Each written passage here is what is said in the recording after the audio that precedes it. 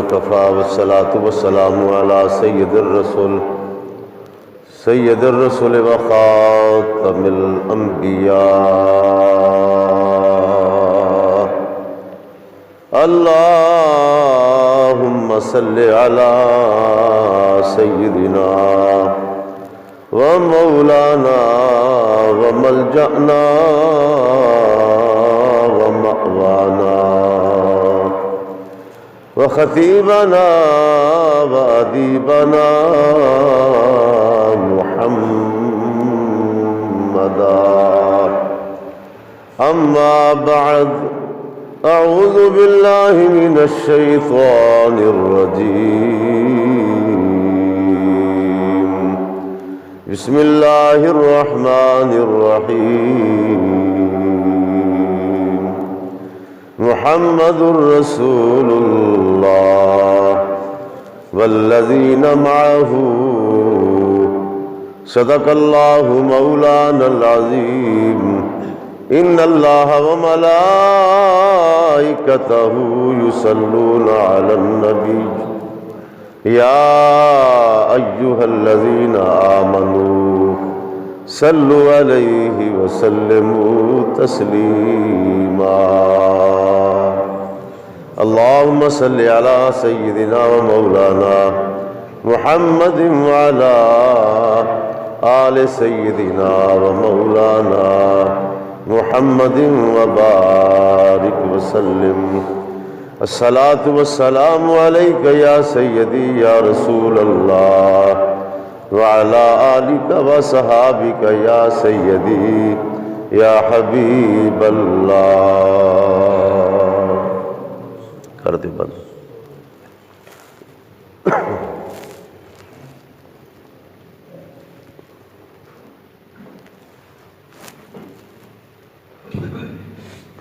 گرامی قدر سامعین،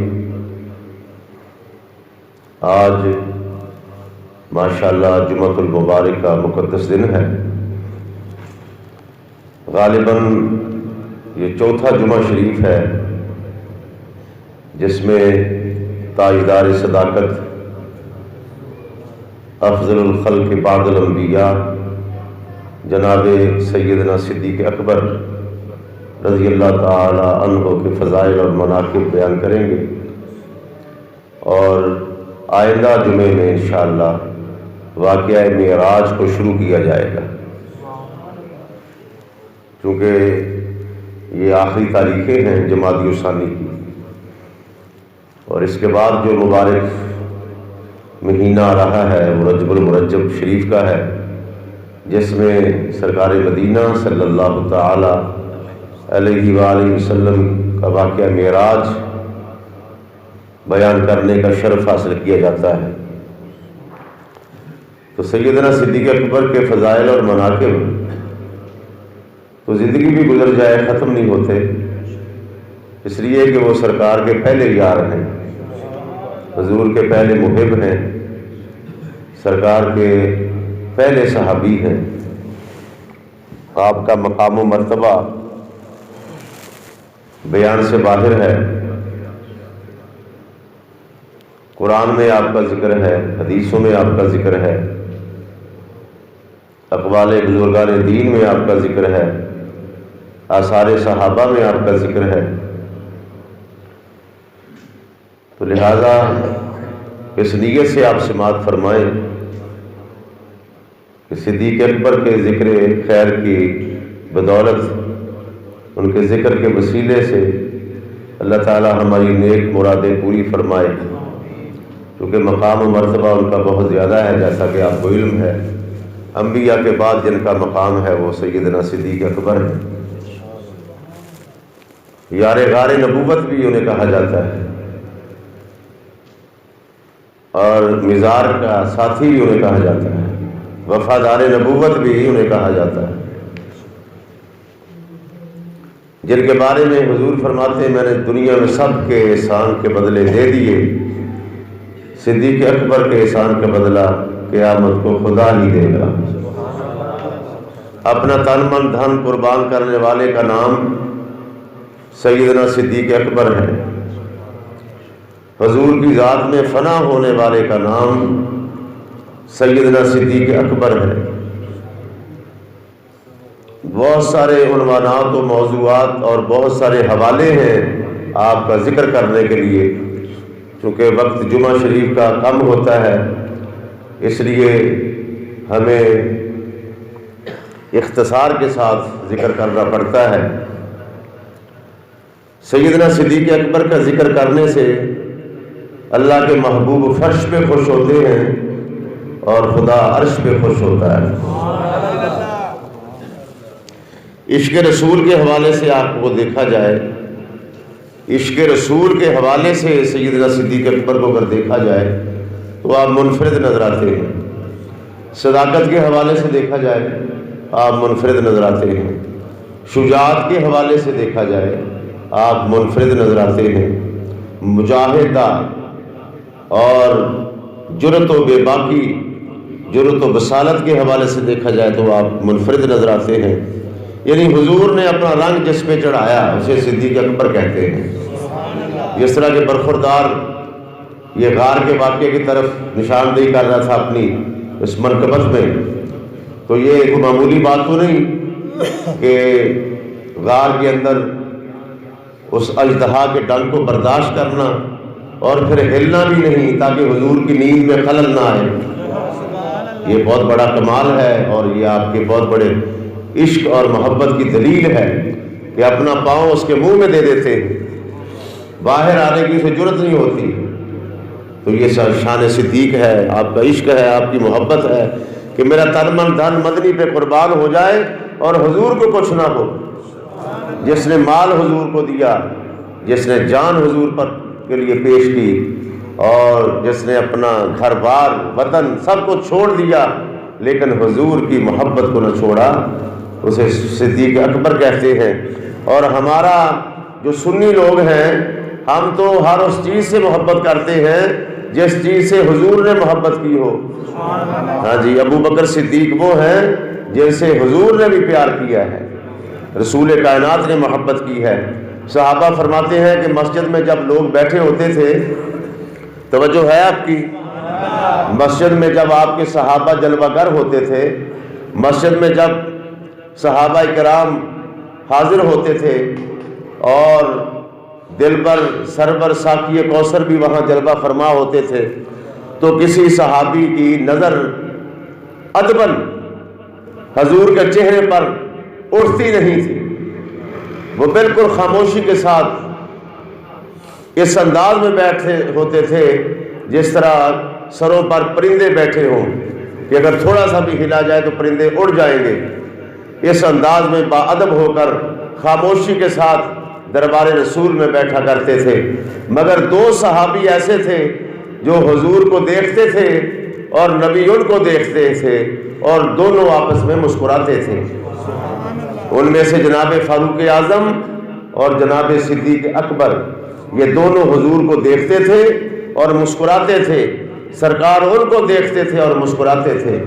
یہ ایک دوسرے کو دیکھ کر مسکرانا یہ محبت کی علامت ہے، یہ پیار کی علامت ہے، یہ اعتماد کی علامت ہے۔ جس طرح مجمع میں کوئی اعتماد والا ساتھی آ جائے تو بندہ اسے دیکھ کر مسکراتا ہے، تو صدیق اکبر کا وہ کمال ہے کہ پورے مجمع میں اگر کوئی نظر اٹھا کر دیکھتے تھے تو یا وہ صدیق تھے یا وہ فاروق اعظم تھے۔ حالانکہ وہ حضور کی جھلک دیکھنے کے لیے بڑی ترستے ہیں کہ نبی کی ایک تبسم کی جھلک دیکھنے کے لیے غوث ترستے ہیں، حضور کی تبسم کی ایک جھلک کو دیکھنے کے لیے کائنات کے قطب ترستے ہیں، کائنات کے ابدال ترستے ہیں، کائنات کے رؤساء ترستے ہیں، کائنات کے علماء ترستے ہیں کہ حضور کا تبسم کی ایک جھلک ہمیں نظر آ جائے۔ ساری کائنات ترستی ہے کہ حضور کا جلوہ نظر آ جائے، ایک لمحے کے لیے حضور کا وہ چہرہ نظر آئے جس چہرے کی قسمیں خدا اٹھاتا ہے۔ یہ اعزاز اگر کسی کو ملا ہے تو یہ صدیق اکبر ہے۔ اس لیے ہم ان کے دربار عالیہ میں عقیدت کے پھول نشاور کرتے ہیں کہ وہ حضور کے محب گزرے ہیں۔ امام غزالی فرماتے ہیں کہ جب طبیعت کسی کو دیکھ کر اس کی طرف مائل ہو جائے تو اس مائل ہونے کے اس انداز کو محبت کہتے ہیں۔ کسی آدمی کو دیکھ کر اگر طبیعت اس کی طرف مائل ہو جائے، توجہ ہے آپ کی، تو اس مائل ہونے کے انداز کو محبت کہتے ہیں۔ فرمایا اس محبت کے اندر اگر شدت پیدا ہو جائے اس کو عشق کہتے ہیں، اور عشق کے اندر بھی اگر شدت پیدا ہو جائے اسے مودت کہتے ہیں۔ ابو بکر وہ ہیں جنہوں نے نبی سے محبت نہیں، عشق نہیں بلکہ مودت کی ہے۔ اب مودت کو سمجھیں کہ بلبل کو پھول کے ساتھ عشق نہیں، مودت ہے۔ مچھلی کو پانی کے ساتھ محبت نہیں، مودت ہے۔ پروانے کو چراغ کے ساتھ محبت نہیں، مودت ہے۔ محبت اور مودت میں یہ فرق ہے کہ مودت اسے کہتے ہیں کہ اگر محبوب نہ ملے تو تڑپ تڑپ کے جان دے دی جائے۔ اگر بلبل کو پھول سے الگ کر دیا جائے بلبل تڑپ تڑپ کے مر جاتی ہے، اگر مچھلی کو پانی سے الگ کر دیا جائے وہ تڑپ کے جان دے دیتی ہے۔ اس لیے کہ مچھلی کو پانی سے محبت نہیں بلکہ مودت ہے۔ اللہ بھی اشارہ کرتے ہیں قُلْ لَا أَسْأَلُكُمْ عَلَيْهِ أَجْرًا إِلَّا الْمَوَدَّةَ فِي الْقُرْبَى۔ مودت اسے کہتے ہیں کہ اگر مرکز نہ ملے، محور نہ ملے، محبوب نہ ملے تو آدمی جان دے دیتا ہے۔ مچھلی کو پانی کے ساتھ محبت نہیں، سمجھو مودت ہے۔ یہی وجہ ہے کہ مچھلی کو پانی سے الگ کرو وہ تڑپ کے جان دے دیتی ہے۔ اس کو چولہے پہ رکھو، ہنڈیا میں پکا لو، پکانے کے بعد اس کو تلو، تلنے کے بعد کھا لو، جب پیٹ میں جائے گی پھر بھی پانی مانگتی ہے۔ اس لیے کہ مچھلی کو پانی کے ساتھ محبت نہیں بلکہ مودت ہے۔ تو ابو بکر وہ ہیں جو نبی کے ساتھ محبت نہیں کرتے بلکہ مودت کرتے ہیں۔ یہی وجہ ہے کہ رسول کائنات نے پوچھا تھا ابو بکر تیری پسند کیا ہے؟ عرض کیا حضور میری 3 پسند ہے، کہ پہلی پسند یہ ہے کہ آنکھ میری ہو چہرہ یار کا ہو،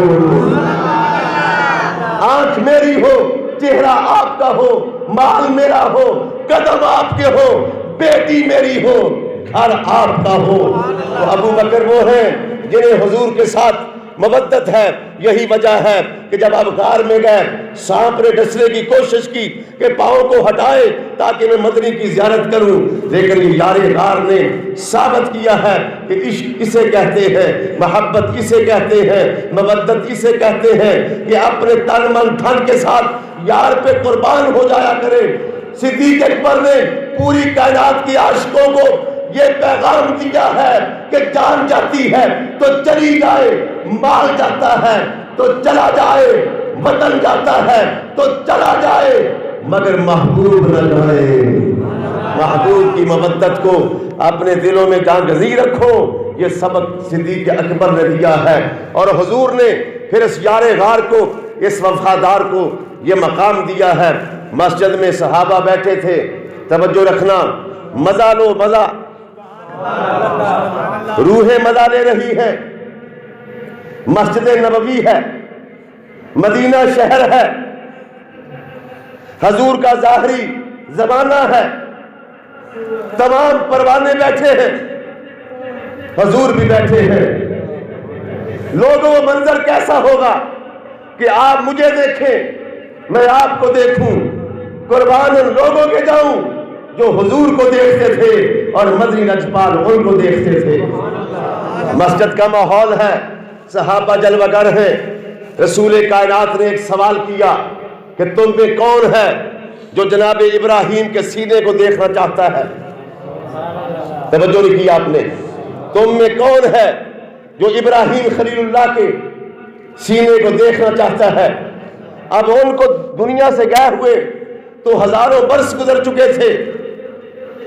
تمام صحابہ نے ہاتھ کھڑا کیا کہ حضور ہم دیکھنا چاہتے ہیں۔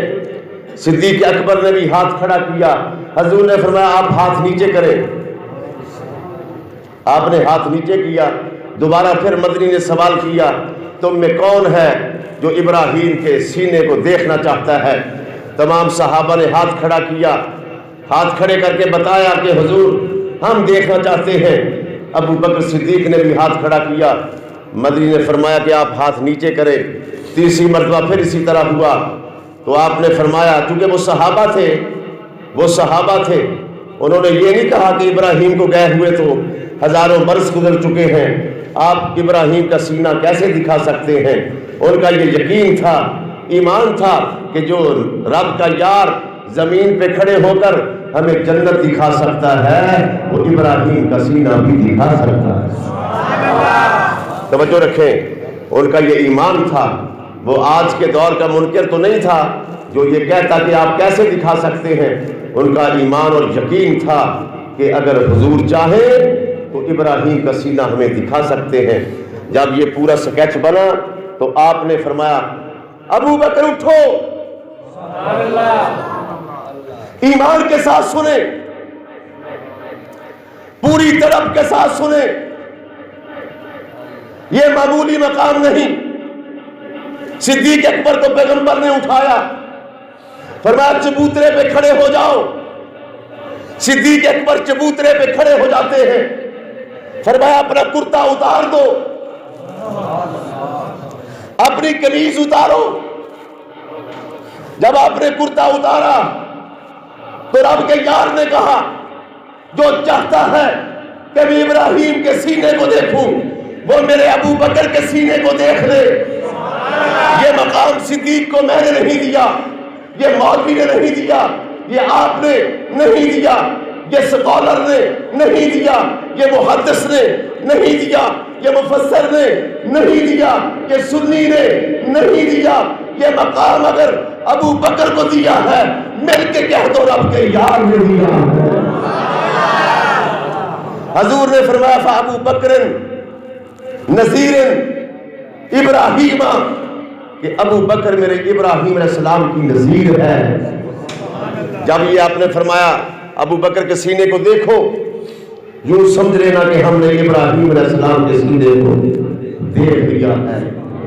اور جب یہ بات جناب عمر کے کانوں تک گئی، وہ تڑپ کے نیچے گرے، بے ہوش ہو گئے حسرت میں۔ جب ہوش آیا، صحابہ نے عرض کیا، اے ابن خطاب، حضور نے تو فرمایا تھا کہ جو ابراہیم علیہ السلام کے سینے کو دیکھنا چاہتا ہے وہ میرے صدیق کے سینے کو دیکھے، تو آپ بے ہوش ہو کر گر پڑے۔ فرمانے لگے مجھے میری حسرت نے بے ہوش کر دیا۔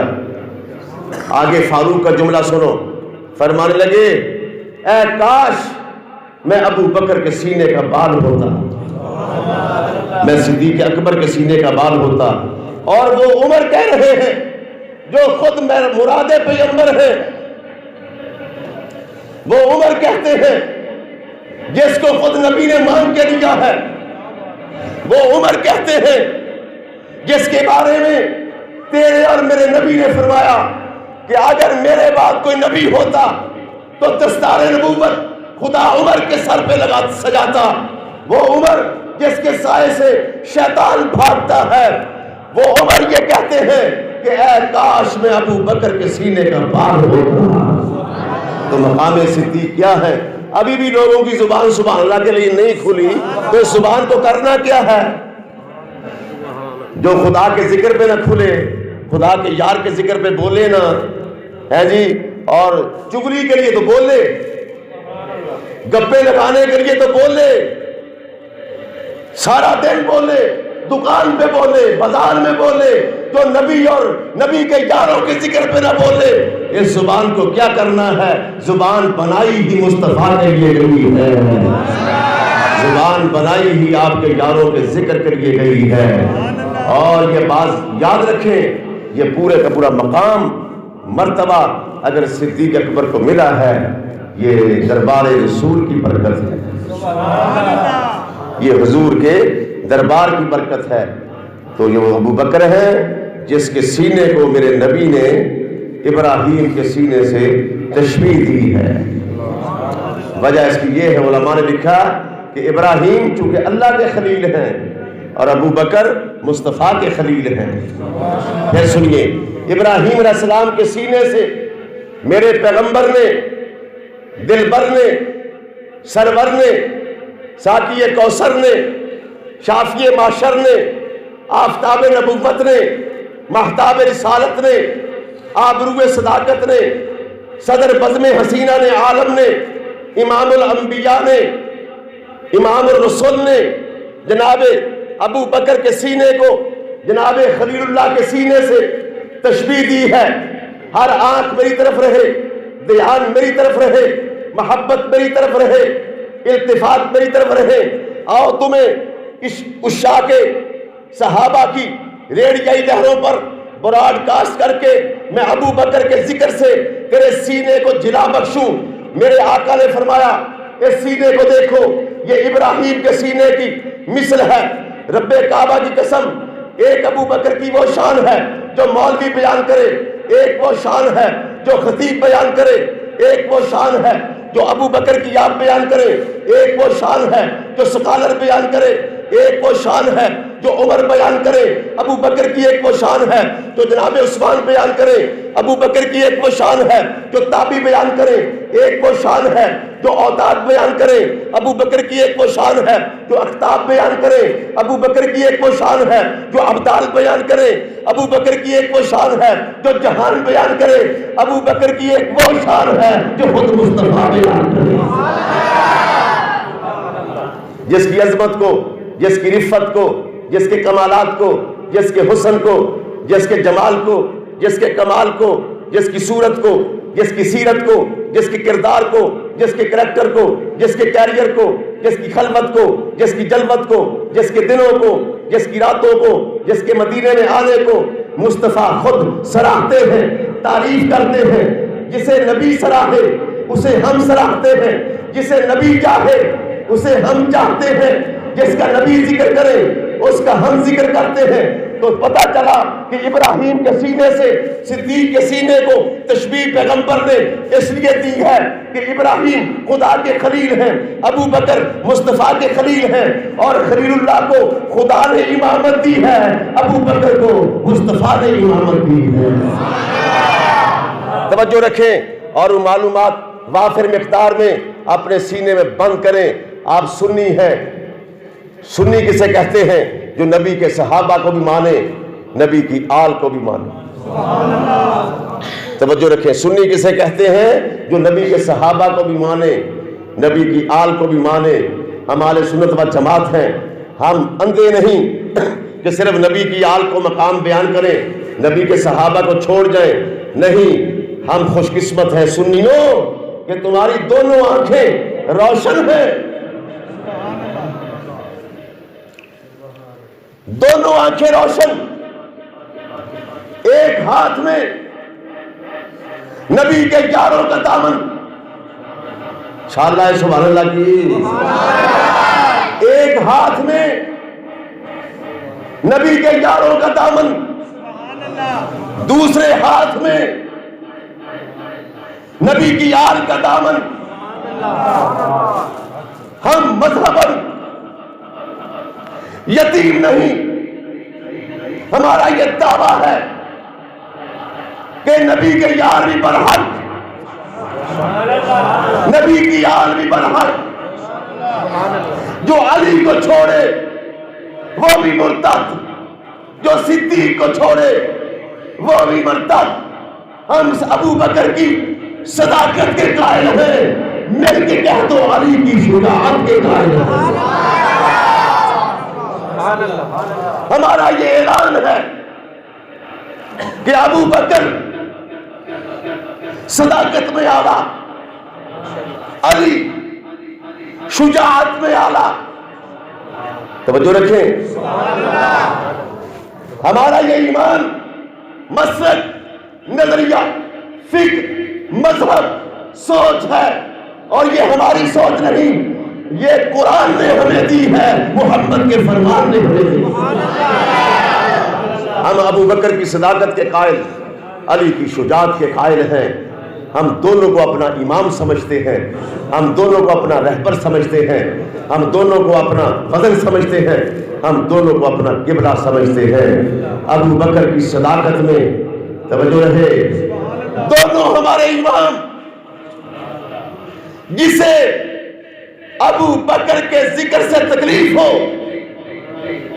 اس کا بھی ایمان سے کوئی تعلق نہیں.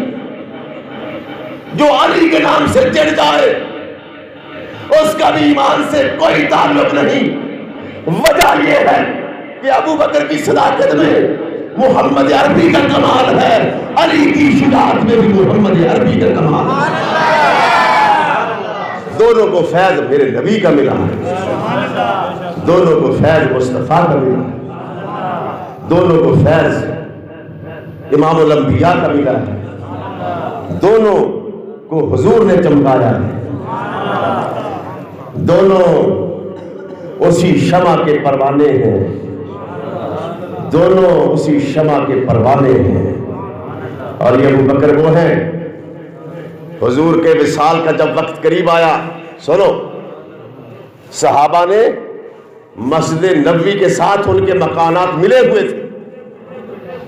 سیرت ابو بکر سنو, حضور کی نظر میں ابو بکر کا مقام, توجہ رہے, اور مر جانا ہے جنازہ اٹھنے سے پہلے یاروں کا ذکر سنو تاکہ قبر میں تمہیں فرشتے سلام کرے. ابو بکر کے ہو کے مرو, جناب عمر کے ہو کے مرو, جناب عثمان کے ہو کے مرو, جناب علی کے ہو کے مرو, حسن حسین کے ہو کے مرو, فرید اور داتا کے ہو کے مرو, خواجہ اجمیری کے ہو کے مرو. سنیوں مبارک ہو, قیامت کے دن میرے نبی کے یاروں کی محبت بھی تیری بخشش کے لیے آئے گی, اور نبی کی یار کا پیار بھی تیری بخشش کے لیے آئے گا.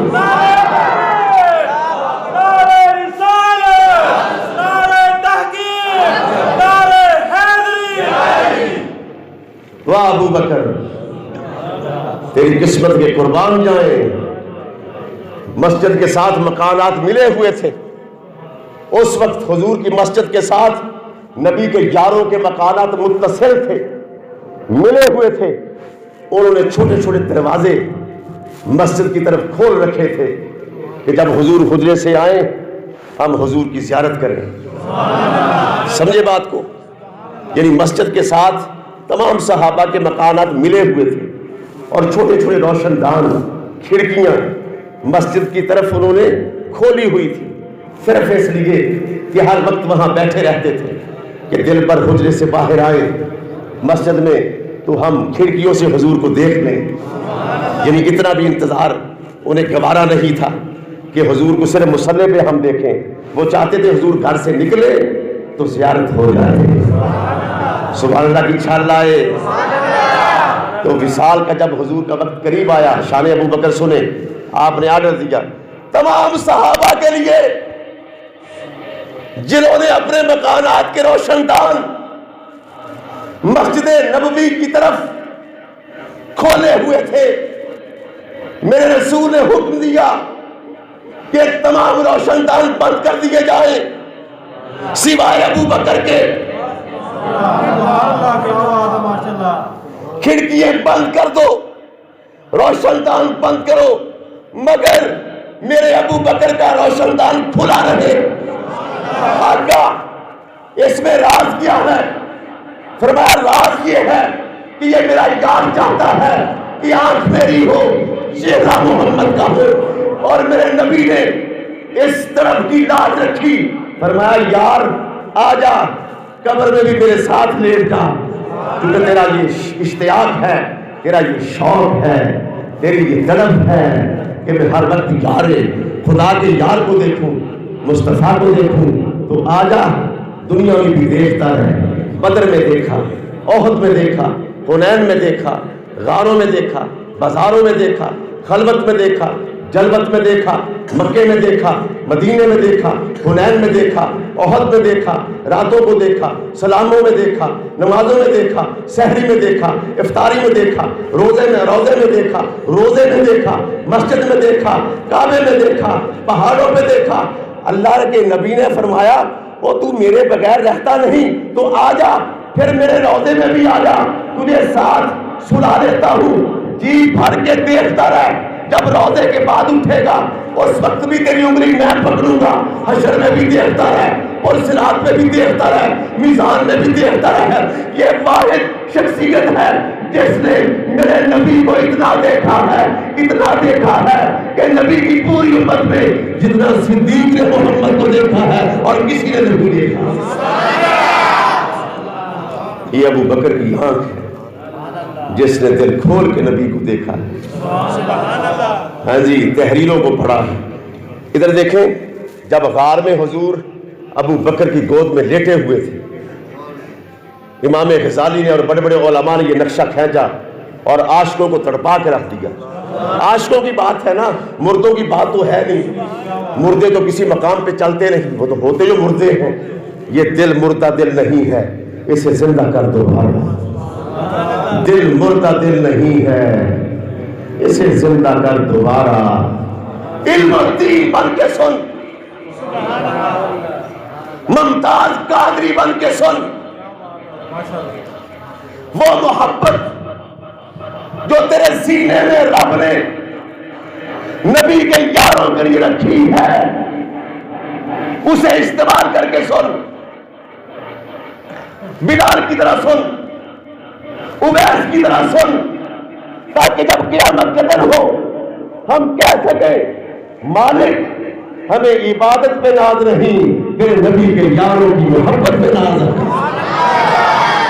جسے اپنے سجدوں پہ ناز ہے وہ نہ بولے، جسے اپنی نمازوں پہ ناز ہے وہ نہ بولے، جسے اپنی امیری پہ ناز ہے وہ نہ بولے، جسے اپنی برادری پہ ناز ہے وہ نہ بولے، جسے محمد کی محبت پہ ناز ہے وہ بولے. سبحان اللہ.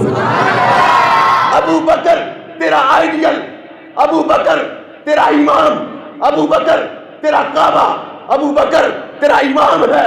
اس لیے جو نبی کا غلام ہے ہمارا وہ امام ہے. سلامت رہو، خوش رہو. آج بھی ابو بکر کو سلوٹ کر رہے ہو. زندہ قوموں کی یہ علامت ہے، وہ بزرگوں کو دن مناتی ہیں.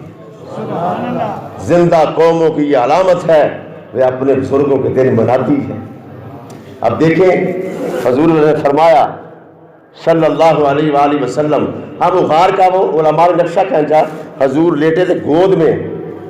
توجہ رکھیں، شاہ ولی اللہ جیسا امام سبحان اللہ بر صغیر میں جس کے 2 بیٹوں نے سب سے پہلے شاہ عبدالعزیز محدث دہلوی اور شاہ رفیع الدین نے قرآن کا ترجمہ عربی سے فارسی میں کیا، اس کا باب شاہ ولی اللہ لکھنے پہ مجبور ہوتے ہیں.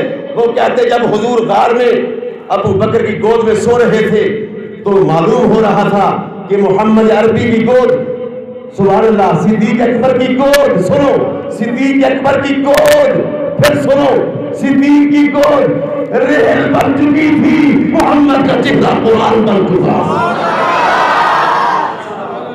یہ ابو بکر کی شان ہے. مالک یہ نقشہ ایسے کیوں بنایا؟ تو جواب آیا کیونکہ میرے یار کی یہ تمنا ہے، میرے محبوب کے یار کی یہ تمنا ہے کہ میں ہر وقت اپنے محبوب کو دیکھوں. تو غار میں لے گئے، چل دیکھتا رہے. سر کو گود میں رکھ دیا، گود بچھاؤ ابو بکر، گود بچھاؤ. یہ تیری توجہ کی برکت ہے کہ جملہ ذہن میں آیا، یہ تیرے عشق کی برکت ہے. محبوب ابو بکر گود بچھا دو. لوگ قیامت تک رحل پہ رکھ کے قرآن پڑھیں گے. داتا حجنیری رحل پہ رکھ کے قرآن پڑھے، فرید الدین رحل پہ رکھ کے قرآن پڑھے، شاہ فرید الدین رحل پہ رکھ کے قرآن پڑھے، بہاؤالدین زکریا ملتانی رحل پہ رکھ کے قرآن پڑھے. تو قرآن کو گود میں رکھ سبحان اللہ اور پڑھ. ما زاغ البصر وما طغیٰ کو پڑھ، شفاتین کے ہونٹوں کو پڑھ، نبی کے رخسار کو پڑھ، نبی کی زلفوں کو پڑھ. حضور کی آنکھیں بند ہیں، لا ینام قلبی، فرمایا میرا دل نہیں سوتا، آنکھیں سوتی ہیں.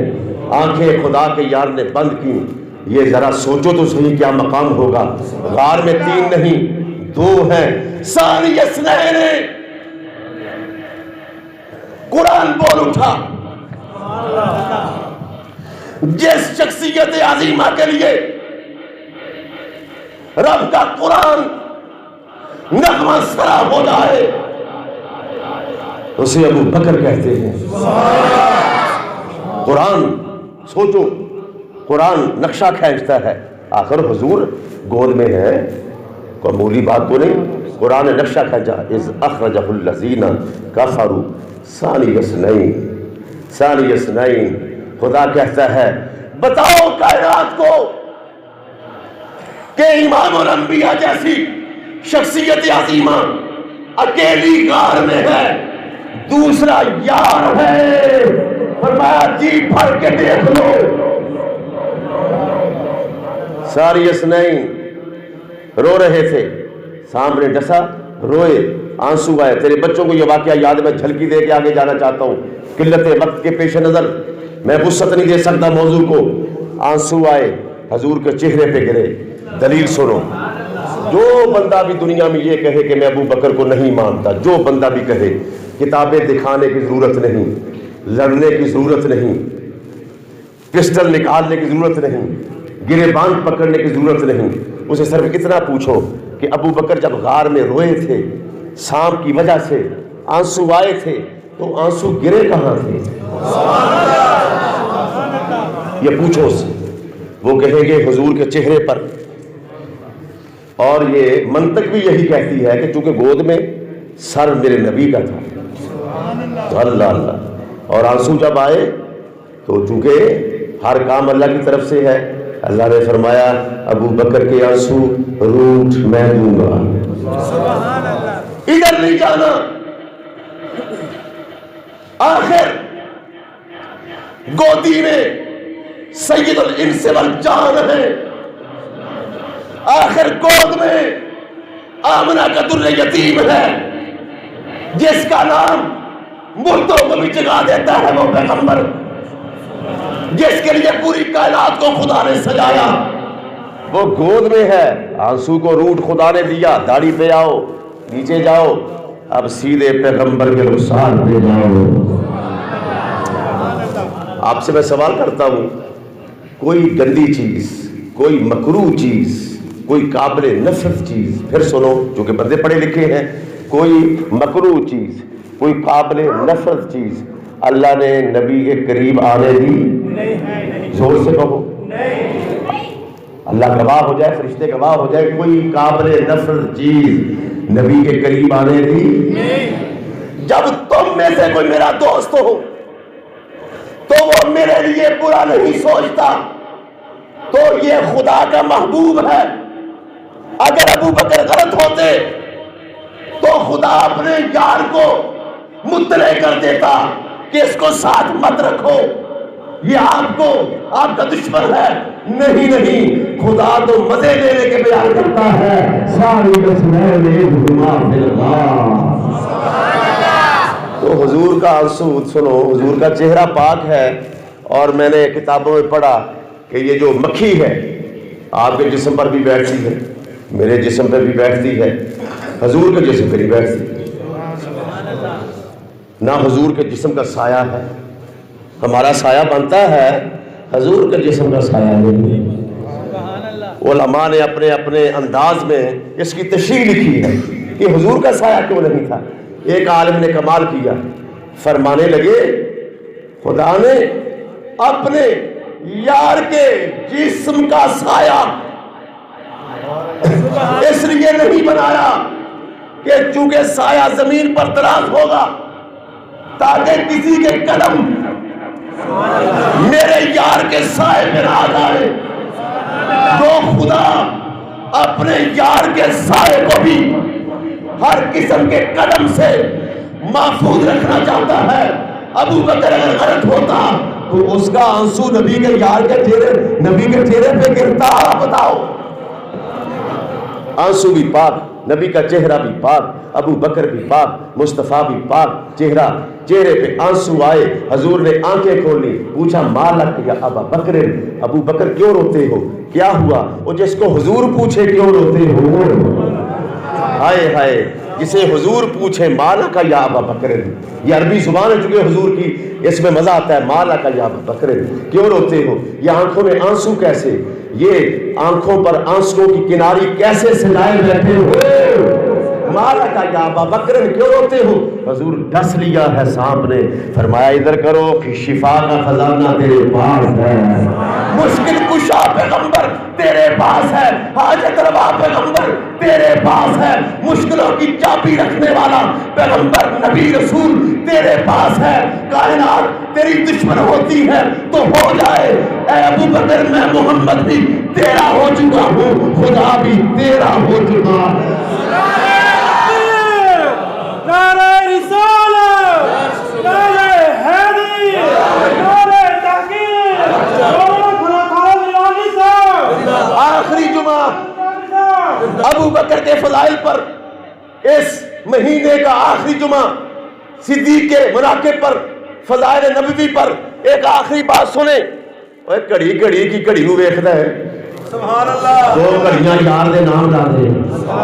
اگر میں بیمار ہو کر پوری انرجی جمع کر کے بارگاہ صدیقی میں حاضر ہوں تو آپ بھی ہو جائیں، آپ بھی ہو جائیں۔ حضور کی توجہ حاصل کرنا چاہتے ہو تو نبی کے یار کی تعریف کرو جس پہ نبی نے اعتماد کیا۔